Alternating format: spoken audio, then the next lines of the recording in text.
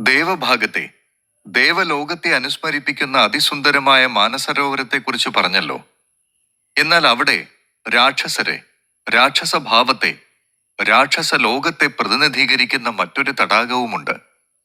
അതാണ് രാക്ഷസ്ഥൽ തടാകം. പേരിൽ തന്നെ ഉണ്ടല്ലോ അതിന്റെ സൂചന, അല്ലേ? ദേവദേവകളും വിശിഷ്യജന്മങ്ങളും നീരാടി നീരാടി പുണ്യതീർത്ഥമായതാണ് മാനസരോവരമെങ്കിൽ രാക്ഷസ്ഥൽ പാപജലമായാണ് അറിയപ്പെടുന്നത്.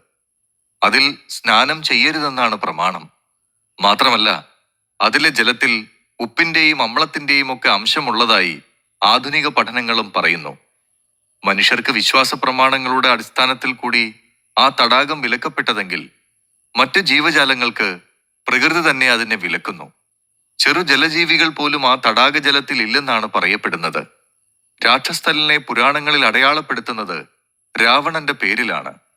പുരാണപരമായും ചരിത്രപരമായും നോക്കുമ്പോൾ രാക്ഷസ്ഥലിൽ സ്നാനം ചെയ്ത വ്യക്തി രാവണനാണെന്ന് പറയേണ്ടി വരും. രാക്ഷസരാജാവായ രാവണൻ സ്നാനം ചെയ്തതിനാലാണ് തടാകത്തിന് ഈ പേര് വന്നത്. രാക്ഷസ്ഥലിലും അതിന്റെ പരിസരത്തിലും ദുർദേവതാ സാന്നിധ്യം സദാ ഉള്ളതായി ഒരു വിശ്വാസമുണ്ട്. ആ ഭാഗം ഒരു പാപഭൂമിയായിട്ടാണ് പുരാതന വിശ്വാസ പ്രമാണങ്ങളിൽ രേഖപ്പെടുത്തിയിട്ടുള്ളത്. അതുകൊണ്ട് തന്നെ വിശ്വാസികളായ സന്ദർശകരിൽ വലിയൊരു വിഭാഗവും അങ്ങോട്ടേക്ക് പോകാറില്ല. മാനസരോവറിന്റെ നേരെ വിപരീതമാണ് ഈ തടാകം. തടാകത്തിലെ ജലത്തിലുള്ള വ്യത്യാസത്തിൽ തുടങ്ങി വിശ്വാസത്തിൽ വരെ അത് പ്രതിഫലിക്കുന്നു. മാനസരോവറിന്റെ പശ്ചിമഭാഗത്തായാണ് രാക്ഷസ്ഥൽ തടാകം സ്ഥിതി ചെയ്യുന്നത്. ഉത്തരഭാഗത്തായി കൈലാസ പർവ്വതവും. മാനസരോവരം വൃത്താകൃതിയിൽ സൂര്യനെ പോലെ കാണുന്നു. രൂപം കൊണ്ടും രാക്ഷസ്ഥലിൽ നിന്ന് കിഴക്കേ ദിക്കിൽ സ്ഥിതി ചെയ്യുന്നത് കൊണ്ടുമൊക്കെ അതിനെ സൂര്യനോട് ഉപമിച്ചിരിക്കുന്നതായി നേരത്തെ തന്നെ സൂചിപ്പിച്ചുവല്ലോ. എന്നാൽ രാക്ഷസ്ഥലിനെ ചന്ദ്രനോടാണ് ഉപമിക്കുന്നത്. അതിനൊരു കാരണം അതിന്റെ ആകൃതി കൂടിയാണ്. അർദ്ധചന്ദ്രാകൃതിയിലാണ് രാക്ഷസ്ഥൽ കാണപ്പെടുന്നത്.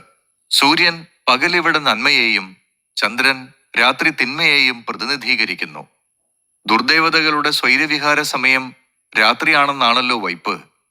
രാക്ഷസർ മുതലായവർക്ക് നിശാചരി എന്നൊരു പേരുമുണ്ട്. ഭാരതീയ സ്ത്രീകളുടെ ശിരോലങ്കാരത്തിൽ വരുന്ന ഒരു വിശേഷാഭരണമാണ് സൂര്യചന്ദ്രക്കല. ആ സൂര്യചന്ദ്രക്കല അണിയിച്ച പോലെയാണത്രേ ഹൈമവത ഭൂമിയിൽ മാനസരോവരും രാക്ഷസ്ഥലും ദൃശ്യമാകുന്നത്.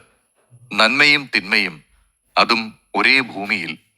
ഏത് തിരഞ്ഞെടുക്കണമെന്നത് മനുഷ്യൻ സ്വയം തീരുമാനിക്കേണ്ടിയിരിക്കുന്നു. ഓരോ മനുഷ്യന്റെ മനസ്സിലും നന്മയുടെ മാനസരോവരവും തിന്മയുടെ രാക്ഷസ്ഥലവുമുണ്ട്. ഉചിതമായ ഇടം തിരഞ്ഞെടുക്കുക എന്നതാണ് കാര്യം. മാനസരോവറിൽ മുങ്ങി നിവർന്ന് മന്ത്രപവിത്രമാവണോ, അതോ രാക്ഷസ്ഥലിൽ മുങ്ങി പാപത്തിന്റെ വഴിയെ പോകണോ? വേദാന്ത ഭൂമിയിൽ ഈ രണ്ട് പൊയ്കകൾ പഠിപ്പിക്കുന്ന പാഠം അതാണ്. പർവ്വതരാജകുമാരി, അത് പാർവതിയാണ്. പർവ്വതരാജൻ ഹിമവാന്റെ മകൾ. ഗൗരിയും സാക്ഷാൽ പാർവതി തന്നെ. പാർവതി സ്മൃതി ഉണർത്തുന്നതാണ് ഗൗരീകുണ്ഠെന്ന തടാകം. കൈലാസ ദർശനത്തിന് പോകുന്നവർ ഇവിടം സന്ദർശിക്കേണ്ടതാണ്. എന്തെന്നാൽ കൈലാസയാത്രയ്ക്ക് പൂർണ്ണത വരണമെങ്കിൽ അതുമായി ബന്ധപ്പെട്ട പല സ്ഥലങ്ങളും സന്ദർശിക്കേണ്ടതുണ്ടെന്നാണ് വിശ്വാസം. ഹിമാലയ പർവ്വത നിരകളുടെ താഴ്വാരത്തിലാണ് ഗൗരീകുണ്ഡ് സ്ഥിതി ചെയ്യുന്നത്. അതിമനോഹരമായ പ്രകൃതി രമണീയമായ പ്രദേശമാണ് ഇതും. ഗൗരീകുണ്ഡിലെ ചൂട് നീരുറവകൾ പ്രകൃതിയുടെ അത്ഭുതമായാണ് കണക്കാക്കുന്നത്. തണുപ്പ് സദാ തളം കെട്ടിയിരിക്കുന്ന അവിടെ തന്നെ ചൂട് നീരുറവ അതിശയകരമാണ്. ഇതിനെയും തീർത്ഥമായി കരുതി ഭക്ത്യാദരപൂർവം സ്നാനം ചെയ്യാറുണ്ട് വിശ്വാസികൾ. ശിവപുരാണവുമായി ബന്ധപ്പെട്ട് വളരെ പ്രാധാന്യമുള്ള പ്രദേശമാണിത്. ശിവനെ വരിക്കാനായി ഗൗരി പാർവതി കഠിനവ്രതങ്ങളും തപസ്സും അനുഷ്ഠിച്ചത് ഇവിടെ വച്ചായിരുന്നു അത്രേ. അതികഠിനമായിരുന്നു പാർവതിയുടെ ബ്രഹ്മചാരിണി ജീവിതം. പ്രതികൂലമായ പരിസ്ഥിതികളിലും ശിവനെ വരിക്കാനായി അവൾ അങ്ങേയറ്റം പരിശ്രമിച്ചു. അന്നവും നീരുമെല്ലാം ഉപേക്ഷിച്ച് സാധാരണ മനുഷ്യർക്ക് അതിജീവിക്കാൻ കഴിയാത്ത കാലാവസ്ഥയിൽ പോലും പിന്മാറാതെ തന്റെ കർമ്മങ്ങൾ തുടർന്നു. ഇല പോലെ അനങ്ങാതെ അചഞ്ചലയായി നിന്ന ഗൗരിക്ക് അപർണ എന്ന പേര് ലഭിക്കുന്നതും ഈ ഗൗരീകുണ്ഡിൽ വച്ചാണ്. ശിവപാർവതിമാരുടെ ഓമന പൈതലായ ഗണപതി ജനിച്ചതും ഗൗരീകുണ്ഡിൽ വച്ചാണെന്നാണ് വിശ്വാസം. ഗൗരീകുണ്ഡിലെ നീർത്തടത്തിൽ നീരാട്ടിന് വന്ന ദേവി ഒരു ദിവസം തന്റെ ശരീരത്തിൽ പറ്റിപ്പിടിച്ചിരുന്ന പൊടിയെല്ലാം എടുത്തു കൂട്ടിക്കുഴച്ച് ഒരു അരുമക്കിടാവിന് രൂപം നൽകിയതായാണ് കഥ. ജഗന്മാതാവായ ഗൗരി സ്വയം മണ്ണുകുഴിച്ചുണ്ടാക്കിയ ശിശുരൂപത്തിന് ജീവൻ നൽകി.